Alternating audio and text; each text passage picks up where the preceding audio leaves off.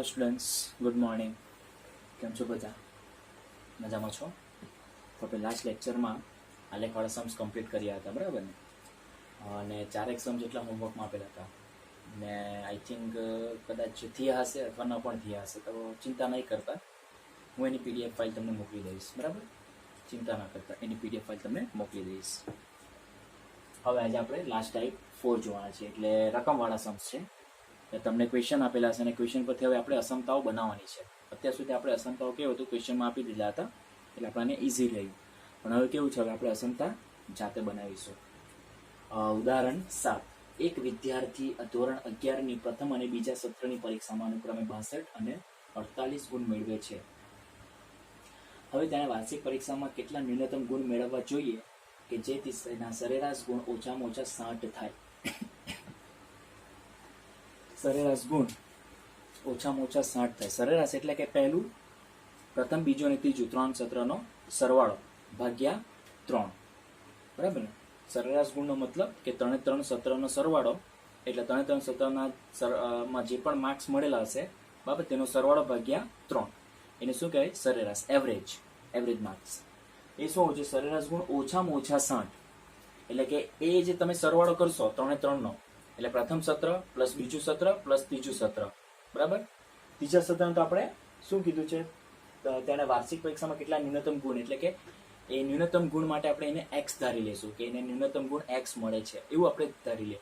તો પ્રથમ સત્રના પ્લસ બીજો ને પ્લસ ત્રીજો સત્ર એટલે કે એક્સ, ને એના ભાગ્યા 3, બરાબર ને? એ તમારું શું થવાનું? તો કે સરેરાશ ગુણ, બરાબર. હવે સરેરાશ ગુણ ઓછામાં ઓછા 60 થવું જોઈએ, એટલે સરેરાશ ગુણ ઓછામાં ઓછા 60 એટલે એનો જે પણ આન્સર હશે તે 60 બરાબર હોવું જોઈએ અથવા 60 કરતાં મોટું, 60 કરતાં વધારે. તો એક અસમતા આપણે કેવી મળે તે જોઈ લઈએ. તો સૌથી પહેલા ધારો કે વિદ્યાર્થી વાર્ષિક પરીક્ષામાં એક્સ ગુણ મેળવે છે. ધારી લીધું, એટલે આપણો ટાર્ગેટ શું છે? આપણે એક્સ શોધવાનું છે. તો હવે આપણાને શું કીધેલું છે? ધેરફોર સરેરાશ ગુણ શું કીધું છે? ઓછામાં ઓછા 60 ગ્રેટર ઇક્વલ ટુ 60. એનો મતલબ કે સરેરાશ ગુણ 60 બરાબર છે તો 60 કરતાં વધારે છે. એટલે 60 કેવું છે? સરેરાશ ગુણ છે 60 કરતાં મોટા છે, બરાબર? ઓછામાં ઓછા 60 એટલે ઓછામાં ઓછા 60 અથવા 60 કરતાં વધારે. એટલે તમારો જે પણ સરેરાશ ગુણ છે તે કેવું છે? તે 60 બરાબર છે તો 60 કરતાં કેવું છે? મોટું છે, બરાબર ને? એટલે ઓછામાં ઓછા એટલે કે એકદમ ન્યૂનતમ વેલ્યુ 60 તો છે જ તમારી, બાકી એની વેલ્યુ 60 કરતાં મોટી પણ હોઈ શકે. તો આ તમારી અસમતા મળશે. ધેટ ઇમ્પ્લાઇઝ સરેરાશ ગુણ એટલે શું થશે? તો કે 62 પ્લસ 48 પ્લસ એક્સ ને આખા છેદમાં 3 ગ્રેટર ઇક્વલ ટુ 60. ચલો, ધેટ ઇમ્પ્લાઇઝ આ કેટલા થશે? 62 ને 48 એટલે તમને મળશે 110, 110 વત્તા એક્સ છેદમાં 3 ગ્રેટર ઇક્વલ ટુ 60. બસ હવે આપણે અસમતાના નિયમો અહીંયા આપણે એપ્લાય કરવાના છે. શું કરીશું? 3 વડે ગુણીશું એટલે મને મળશે 110 વત્તા એક્સ ગ્રેટર ઇક્વલ ટુ 180. હવે આપણે શું કરીશું? તો 110 વડે બાદબાકી કરી નાખીએ. તો અહીંયા માઇનસ 110 એટલે આ 0, એટલે એક્સ ગ્રેટર ઇક્વલ ટુ અહીંયા કરીશું તો 80, બરાબર. હવે આનો મતલબ શું થાય? તો એક્સની વેલ્યુ 80 બરાબર અથવા 80 કરતાં મોટા. 80 બરાબર એટલે એક્સની ન્યૂનતમ વેલ્યુ કેટલી છે? 80 છે, અને બાકી એક્સની વેલ્યુ 80 કરતાં પણ મોટી તો છે જ. પણ આપણે શું કીધું છે? વાર્ષિક પરીક્ષામાં ન્યૂનતમ ગુણ, ન્યૂનતમ એટલે કે એકદમ નાનામાં ઓછામાં ઓછી વેલ્યુ, એટલે તમને કેટલા મળે છે? તો કે 80 ની પણ 70 મળશે, કારણ કે 110 આપણે બાદ કરીએ તો તમને અહીંયા 180 ઓછા 110 એટલે 70 મળશે. તો આમ, અને આપણે બોક્સ કરી દઈએ ફાઇનલ આન્સર. ખ્યાલ આવશે? આ તમારો ફાઇનલ આન્સર. આમ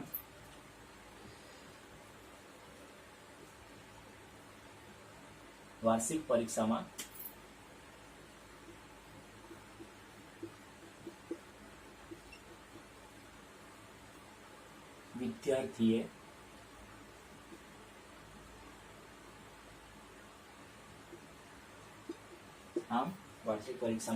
વિદ્યાર્થીએ સરેરાશ ન્યૂનતમ ગુણ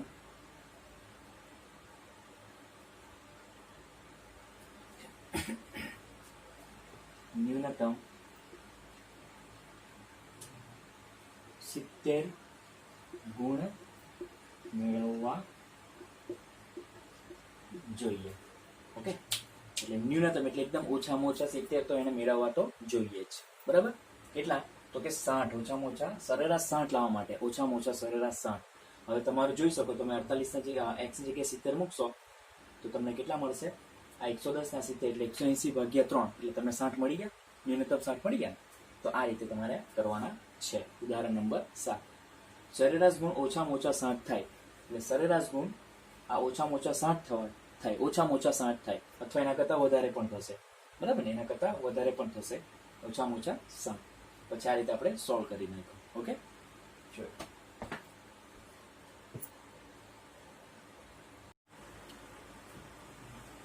ચાલો તો પહેલા ઉદાહરણ નંબર 7માં તમને ખ્યાલ આવી ગયું હશે. સેમ એ ટાઈપનો જ છે, હોમવર્કમાં છે તમારા માટે. સ્વાધ્યાય 6.1 નો 21મો છે.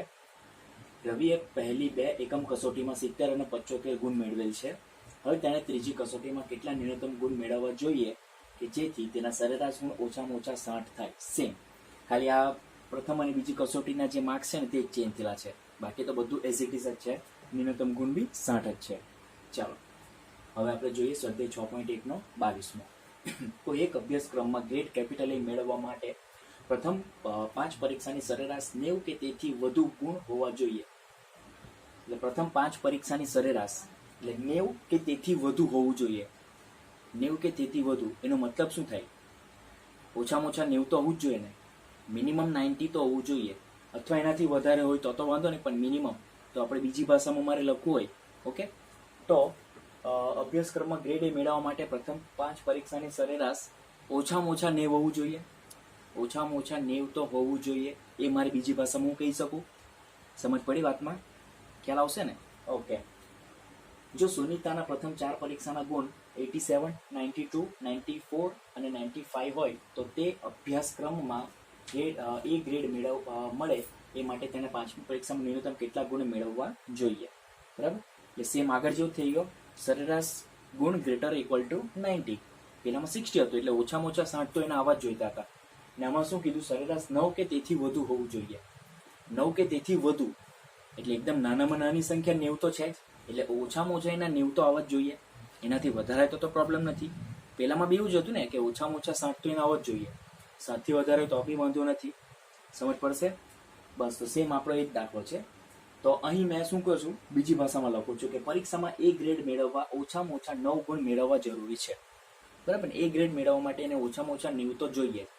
એનાથી વધુ હોય તો વાંધો નહીં, પણ 90 તો કમ્પલસરી જોઈશે. એટલે મેં એને આપણી આગળના જે સમ છે ને તે સમની જે લેંગ્વેજ છે ને તે લેંગ્વેજમાં એને ફેરવી નાખ્યું. દેખાય? સમજ પડી? એટલે જે તમારો સરેરાશ ગુણ છે 5 પરીક્ષામાં, બરાબર, તેનો સરેરાશ ગુણ તે 90 જેટલું હોવું જોઈએ અથવા એના કરતાં વધુ. 90 જેટલું અથવા તેથી વધુ એટલે greater or equal to 90. Okay, તો ધારો કે સુનિતા 5મી પરીક્ષામાં x ગુણ મેળવે છે. Therefore, સરેરાશ ગુણ ગ્રેટર ઇક્વલ ટુ 90.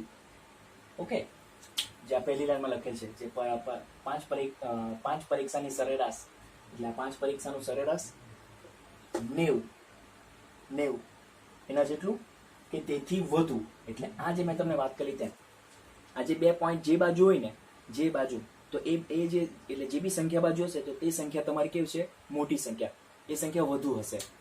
તો કે તેથી વધુ એટલે 90 બરાબર કે તેથી આ વધુ એટલે સરેરાશ ગુણ 90 થી વધુ છે. બરાબર ને, હોવું જોઈએ. ચલો હવે 5 નો આપણે સરવાળો કરી નાખીએ. શું છે? 87 plus 92 plus 94 plus 95 and plus x ને divide by 5 greater equal to 90. ચલો આનો સરવાળો કરી નાખું છું. કેટલા થશે? 368 plus x by 5 greater equal to 90. હવે 5 વડે આપણે ગુણી નાખીએ તો 368 plus x greater equal to 950 450. અને હવે શું કહીશું? તો 368 વડે બાદબાકી કરી નાખીએ તો x ગ્રેટર ઇક્વલ ટુ 450 માંથી 368 જાય તો કેટલા રહેશે? બોલો, આ 50 ને પેલા બીજા 32 એટલે 60, 70 અને 80 એટલે તમને મળશે 82. એટલે x greater equal to 82. Two. તો એને આપણે બોક્સ કરી દઈએ ફાઇનલ, એટલે લખી દે ફાઇનલ આન્સર આમ. શું કીધું છે? તો સુનિતા એ 5મી પરીક્ષામાં ન્યૂનતમ 82 ગુણ મેળવવા જોઈએ. સમજ પડી ગઈ? શબ્દને તમારે બરાબર સમજવું પડશે. એકચ્યુઅલી જે પહેલું સમ આપણે કર્યું તેમાં ઓછામાં ઓછા 60 હોવું જોઈએ એ શબ્દ વાપરેલો હતું. એમાં તમને શું કીધું? સરેરાશ 9 કે તેથી વધુ કીધેલું. મિનિંગ બંનેના સેમ જ થાય છે. સમજ પડે છે? તમે ધ્યાનથી જો એના મિનિંગ કાઢશો ને તો બંનેના મિનિંગ સેમ જ થાય છે. ઓકે, એટલે તમને કન્ફ્યુઝન નહીં થાય. એટલે 9 કે તેથી વધુ ને મેં શું કરી નાખ્યું? તો ઓછામાં ઓછા 9માં ફેરવી નાખ્યું. ખ્યાલ આવશે હવે? સમજ પડી ગઈ? ઓકે, જોઈ લો.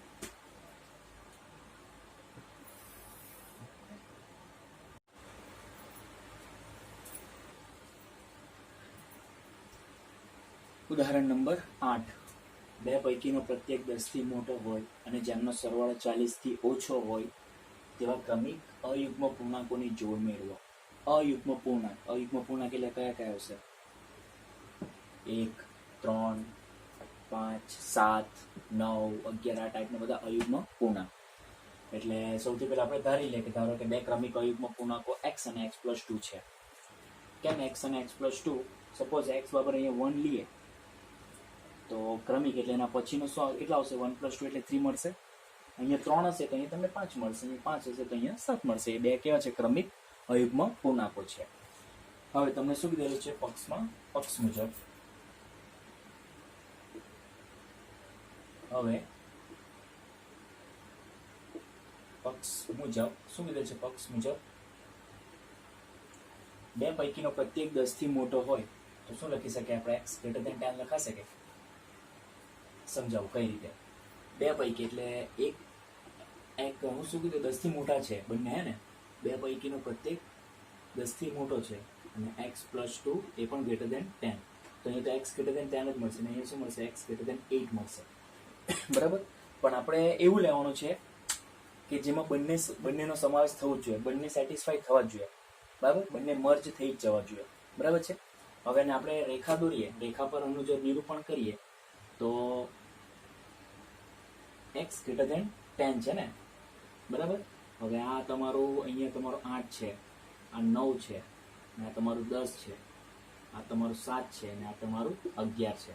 તો એકમાં x ની વેલ્યુ x > 10 છે એટલે કે અહીંયા એના કરતાં મોટી કીધેલી છે એટલે આ બધી સાઈડ.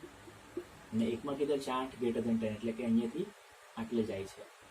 બરાબર છે? સમજ પડે છે? બરાબર. હવે આમાંથી કોમન પોર્શન તમને કઈ દેખાય છે? બંનેનું કોમન પોર્શન. બરાબર, જેમાં બંનેનો સમાવેશ થતો હોય. બરાબર. હવે આપણે અહીંયાથી લેવા જઈએ, અહીંયાથી તો આટલો પોર્શન છે ને તે આમાં નહીં આવશે. આટલો પોર્શન, બરાબર ને? તે ખાલી 8 માટે જ છે. બાકી તમે અહીંયાથી લેશો ને 10 થી x > 10 થી લેશો તો તેમાં આનો બી સમાવેશ થવાનો જ છે. કારણ કે અહીંયાથી તમારે એ પોર્શન સ્ટાર્ટ થશે. અહીંયા સુધી શું છે? તો x > 10 નું જે તમે સોલ્યુશન જોશો ને તો અહીંયા સુધી ખાલી x > 10 માટે ખાલી એકલા માટે જ તમારું એ સોલ્યુશન છે. પણ આપણાને બંનેના કોમન જો જોઈતા હોય, બંનેના કોમન સેમ પોર્શન, ખબર તમને ખ્યાલ હોય તો આપણે આલેખ દોરતા, પેલા ગ્રાફ દોરતા, તો ગ્રાફમાં આપણે શું કરતા? બંનેના સોલ્યુશન નીચેના કોમન પાર્ટ્સ આપણે જોતા ને. તો તમને આ સંખ્યા રેખા પર બંનેનો કોમન પાર્ટ્સ ક્યાંથી દેખાય છે? તો 10 થી સ્ટાર્ટ થતો છે ને, એટલે 10 પછીથી સ્ટાર્ટ થતો છે ને બંનેનો કોમન પોર્શન, બંનેનો સેમ ભાગ. બરાબર. એટલે આપણે અહીં શું લખ્યું? x > 10 લઈ લીધું. આઈ હોપ કે તમને સમજ પડી ગઈ હશે. અને બીજું શું કીધેલું છે? જેમનો સરવાળો 40 થી ઓછો અને બંનેનો સરવાળો એટલે કે એક x છે અને પ્લસ x + 2 અને કેવો છે? 40 થી ઓછો છે એટલે <40. સમજ પડી ગઈ? આ બંનેનો સરવાળો 40 થી ઓછો છે. બરાબર ને? એનો મતલબ કે 40 મોટો છે. એ મેં તમને વાત કરી તેમ કે આ બે પોઈન્ટ જે તરફ હોય ને તો તે સંખ્યા તમારી મોટી. ઓકે, ચાલો હવે એને આગળ થોડું સિમ્પ્લિફાય કરીએ તો અહીંયા x + x એટલે 2x + 2 < 40. શું કરીએ? બે વડે બાદબાકી એટલે 2x < 38 એટલે x < 19 તમને મળશે. ખ્યાલ આવી ગયો ને? બંનેનો સરવાળો 40 થી ઓછો, એટલે આ બંનેનો મેં શું કહ્યું સરવાળો કર્યું, અને એ શું છે 40 થી ઓછું છે, બરાબર. એટલે આ બાજુનો જે ભાગ છે ને તે 40 થી કેવું છે ઓછું છે. હવે એક તમે જોઈ શકો છો x ગ્રેટર ધેન 10 છે, એને હું પરિણામ 1 આપું છું, ને હું પરિણામ 2 આપું છું. ધેરફોર 1 અને 2 પરથી શું મળશે, તો આ 10 થી મોટો છે x ને આ 19 થી નાનો છે, તો બંનેને ભેગા કરીએ તો શું મળશે, તો 10 less than x less than 19 મળશે. કે તમે જોઈ શકો છો આ x છે 10 થી મોટો છે અને આ x છે 19 થી નાનો છે, એટલે તમારો x છે ને 10 અને 19 ની વચ્ચે આવશે. હવે 10 અને 19 ની વચ્ચે, બરાબર, શું કીધું છે, અયુગ્મ પૂર્ણાંકો. ધેરફોર અયુગ્મ પૂર્ણાંકો ક્યાં મળશે, તો x બરાબર પહેલે તો કઈ આવશે 11 આવશે, પછી 13 આવશે, પછી 15 આવશે અને 17 આવશે, બરાબર. એટલે આ તમને 4 અયુગ્મ પૂર્ણાંકો મળશે, બરાબર છે. ધેરફોર માંગેલ જોડ કઈ થશે, ધેરફોર માંગેલ જોડ શું છે, તમારી માંગેલ જોડની મેઇન ફોર્મ્યુલા શું છે, તો કે x અને x પ્લસ 2 કીધું ને. જો બે પૈકીની અયુગ્મ પૂર્ણાંકોની જોડ શોધવાની છે, બરાબર ને. તો વારાફરતી આપણે મૂકી દઈએ, તો સૌથી પ્રથમ અહીંયા શું મળશે, અહીંયા આપણે 11 મૂકીએ તો અહીંયા મને મળશે 13, પછી અહીંયા મેં 13 મૂકીશ તો મને મળશે 15 મૂકીશ તો મને અહીંયા મળશે 17, અને 17 મૂકીશ તો મને અહીંયા મળશે 19, બરાબર. હવે આ બંનેનું છે ને તમે આ ચેક કરી શકો છો. જો હવે આ બંને જોડ છે તે બંને શું કીધું છે, 10 થી બે પૈકી પ્રત્યેક 10 થી મોટો. જો બંને 10 થી મોટા છે, ઓકે. અને બીજું 40 થી ઓછો. આ બેનો તમે સરવાળો કરશો તો તમને કેટલા મળશે, 13 ને 11 એટલે 24 મળશે, ઓકે. હવે આ બેની વાત કરીએ તો બંનેનો સરવાળો તમને મળશે 28, અને બંને 10 થી મોટા જ છે. આ બેની વાત કરીએ 30 ને 2 32, જે 40 થી ઓછું છે, 10 થી મોટા. અને આની વાત કરીએ તો આ તમને મળશે 17 દુ 34, 34 ને 2 એટલે 18 દુ 36, જે 40 થી ઓછા છે અને 10 થી મોટા છે. સમજ પડી ગઈ આ બંને. તો આ થશે તમારા ફાઇનલ કયા થશે, માંગેલ જોડ. ખ્યાલ આવશે, સમજ પડી ગઈ, ઓકે. તો એકવાર શાંતિથી તમે જોઈ લો.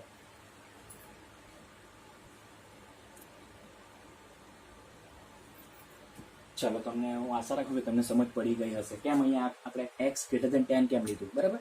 કારણ કે x ગ્રેટર ધેન 10 માં જે છે ને તે તમારે x ગ્રેટર ધેન 8 પણ આવી જ જાય છે એમાં. કારણ કે બંનેનું તમે કોમન પોર્શન લેશો ને તો 10 થી 10 પછીથી જ તમારું સ્ટાર્ટ થશે બંનેનું કોમન ભાગ, બરાબર. કારણ કે 8 થી તમે સ્ટાર્ટ કરશો તો ત્યાં 10 પછીનો જે પોર્શનનો છે તે આટલો ભાગ તો એકલો જ રહેશે. અને આપણે મેં તમને વાત કરી તમારે શું કરવાનું, બંનેનું કોમન પોર્શન લેવાનું છે. પછી આ તમારો બંનેનો સરવાળો જે 40 થી નાનો, તો બેને જોડીએ તો અહીંયા x 10 થી મોટો ને અહીંયા x 19 થી નાનો. સમજ પડી ગઈ, ઓકે. તો આજે આપણે અહીં સ્ટોપ કરી. નેક્સ્ટ ટાઈમ હવે આપણે બાકીના જે થોડા સમ બાકી છે તે આપણે જોશું. એટલે 2-3 લેક્ચર્સમાં તમારું આ લાસ્ટ ટાઈમ પણ કમ્પ્લીટ થઈ જશે. હવે પછીના 2-3 લેક્ચર્સ જેવા થશે, ઓકે સ્ટુડન્ટ્સ. તો આપણે મળીએ હવે નેક્સ્ટ ટાઈમ. Thank you.